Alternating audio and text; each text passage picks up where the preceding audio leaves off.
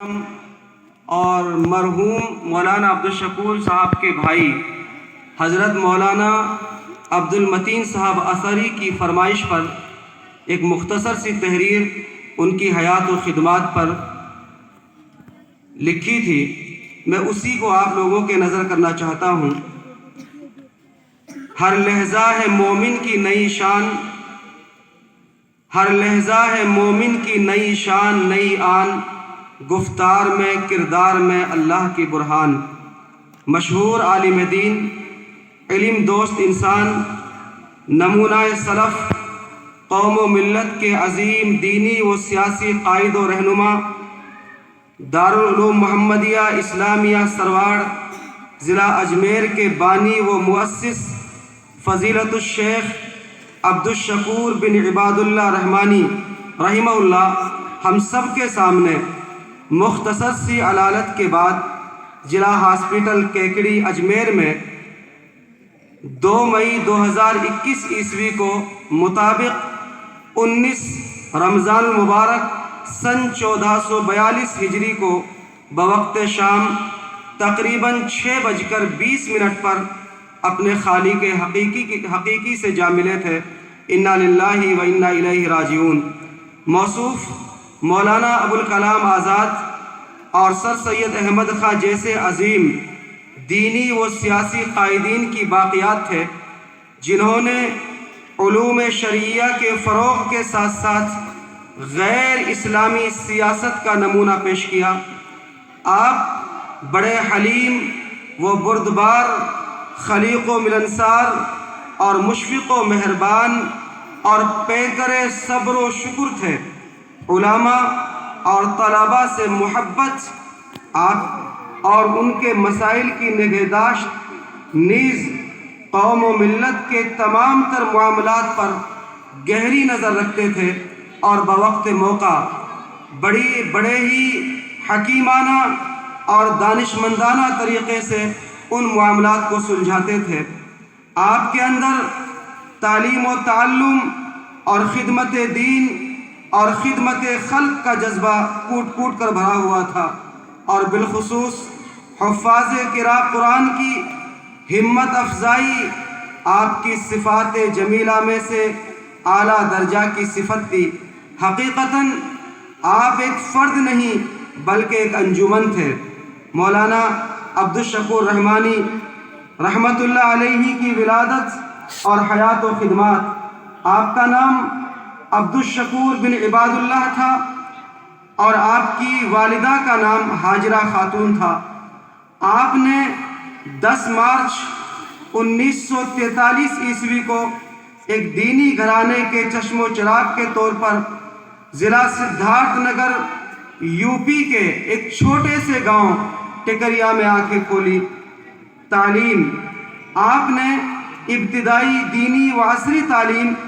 ضلع ہی کے ایک دینی ادارہ مدرسہ مظہر العلوم میں حاصل کی،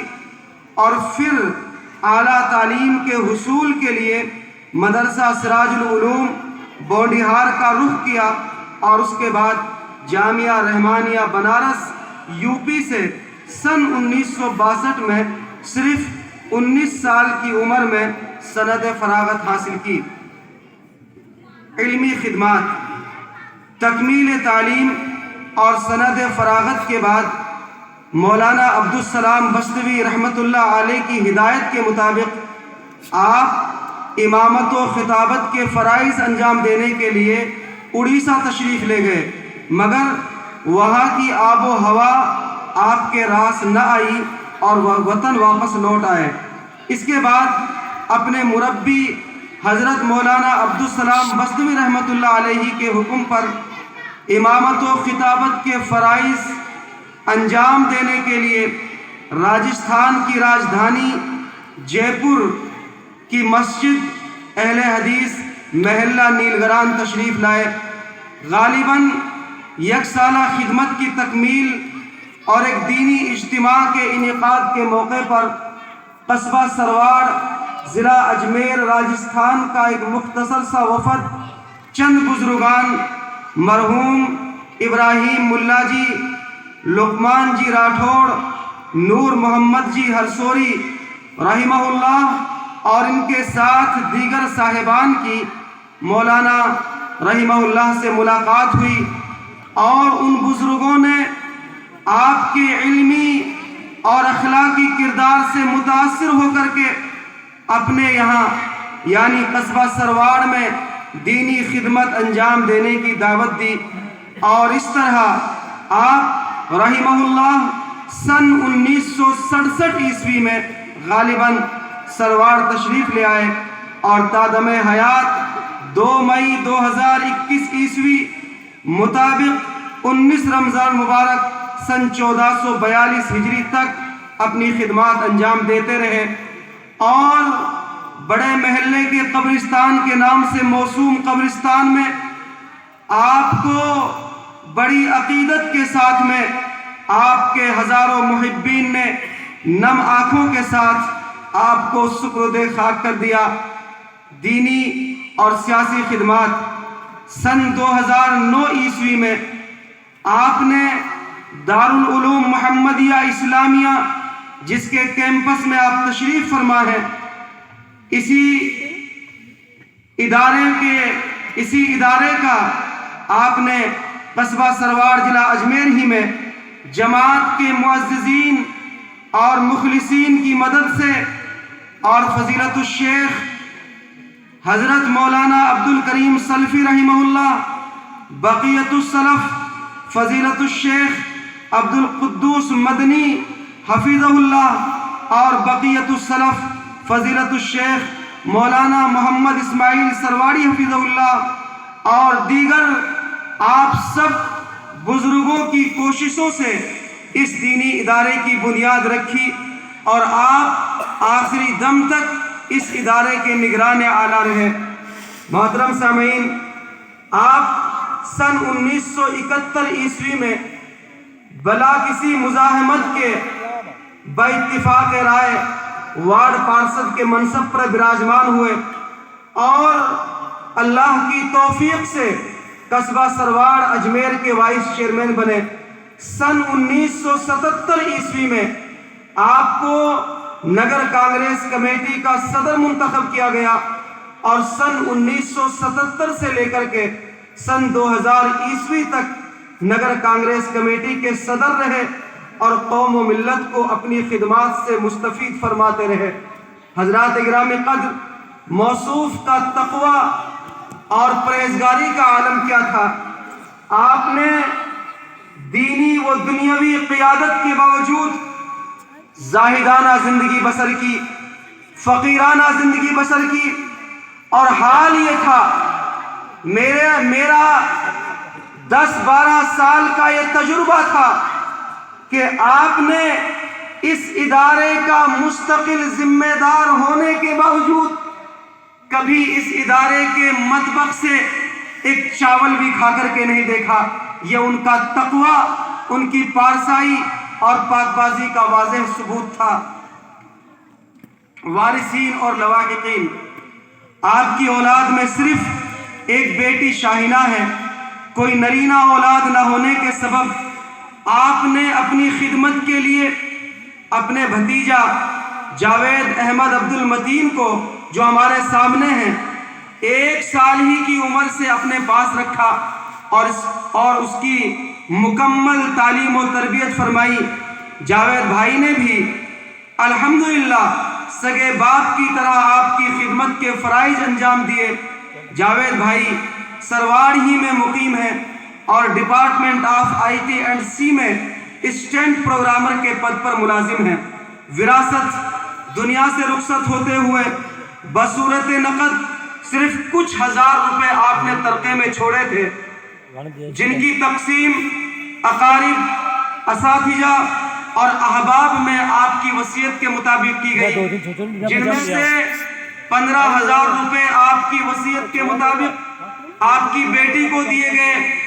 1,000 روپے اس ادارے کے اساتذہ کرام کو دیے گئے، اور جاوید بھائی، ان کی اہلیہ، ان کے دونوں بچوں کو ان کی وصیت کے مطابق 1,000 روپے دیے گئے۔ مولانا رفیق اور ان کی اہلیہ کو 1,000 روپے ان کی وراثت سے ان کی وصیت کے مطابق دیے گئے۔ اور اس سلسلے میں ایک خاص بات یہ تھی، انہوں نے یہ وصیت کی تھی کہ 1000 روپے سلیم بھائی کو بھی دینے ہیں، اور ان کی طرف سے یہ خاص وصیت تھی کہ جب میرا انتقال ہو جائے اور میرے جنازے کو گھر لے جایا جائے تو مجھے غسل دینے سے پہلے، اس سے پہلے کہ مجھے غسل دیا جائے، 1000 روپے نذران سلیم کو ادا کر دیے جائیں۔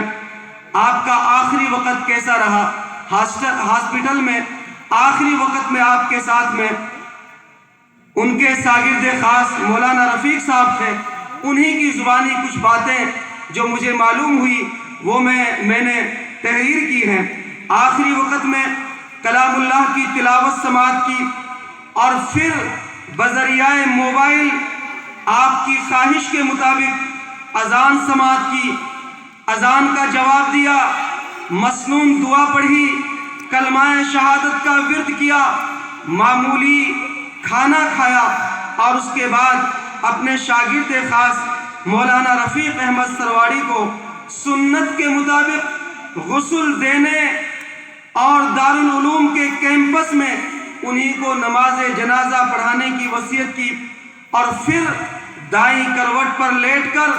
ایک عابد اور زاہد اور سراپا صالحین صفت انسان کی صورت میں نماز مغرب سے تھوڑی دیر قبل، جب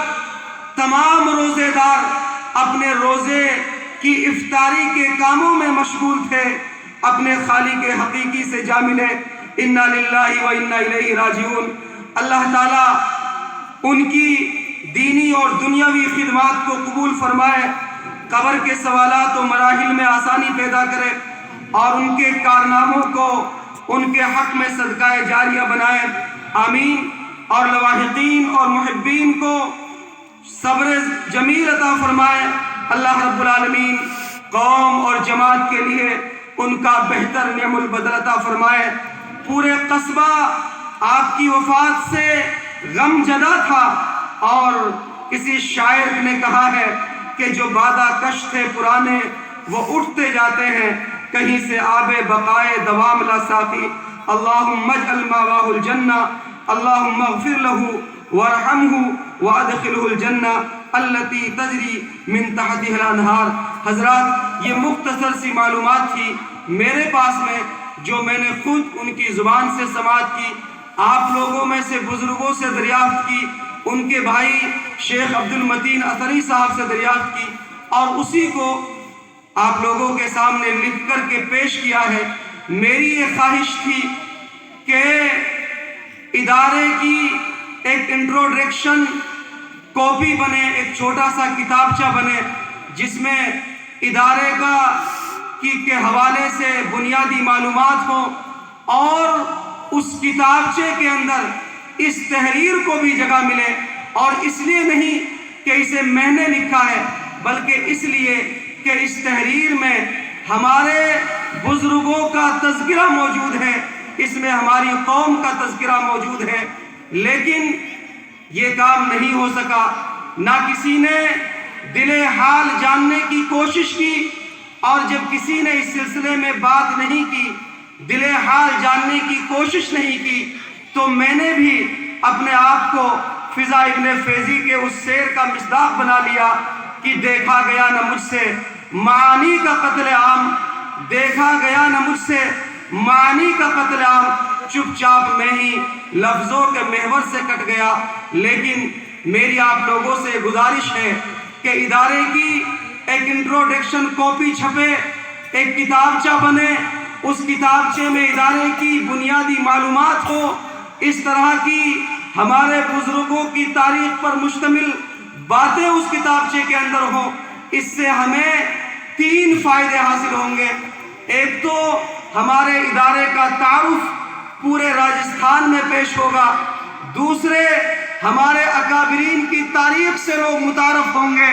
اور تیسرے نمبر پر ہماری قوم اور ہماری جماعت کا تعارف بھی کہ سرواڑ میں ایک ایسی جماعت ہے جو ایک نہیں بلکہ 3 ادارے چلاتی ہے، اسکول بھی چلاتی ہے، مدرسہ بھی چلاتی ہے، اور ایک اور مدرسہ تیار ہے جس کے لیے بھی انشاءاللہ کوئی مناسب طریقہ تلاش کیا جائے گا۔ اس طرح سے آپ لوگوں کی نمائندگی بھی پورے راجستھان میں ہوگی۔ میری یہ خواہش ہے۔ اب میں آخر میں چند اور مصروں کے ساتھ میں اپنی جگہ لینا چاہتا ہوں۔ کوئی بزم ہو،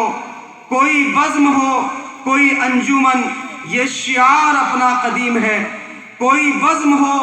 کوئی انجمن، یہ شعار اپنا قدیم ہے۔ جہاں روشنی کی کمی ملی،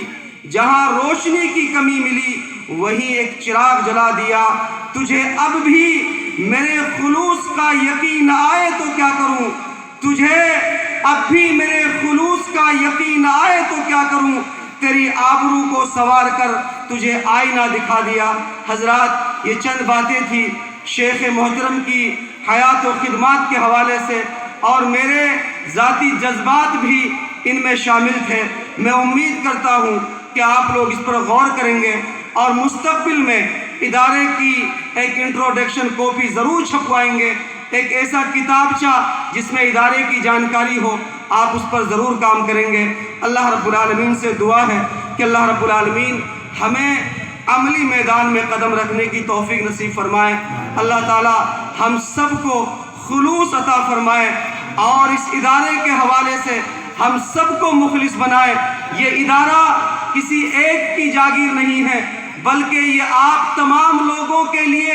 اور آپ کے آباء و اجداد کے لیے صدقہ جاریہ کا کام کر رہا ہے۔ آپ اس دنیا سے رخصت ہو جائیں گے، لیکن جب تک یہ ادارہ باقی رہے گا آپ کے نامہ اعمال میں اضافہ ہوتا رہے گا۔ اس لیے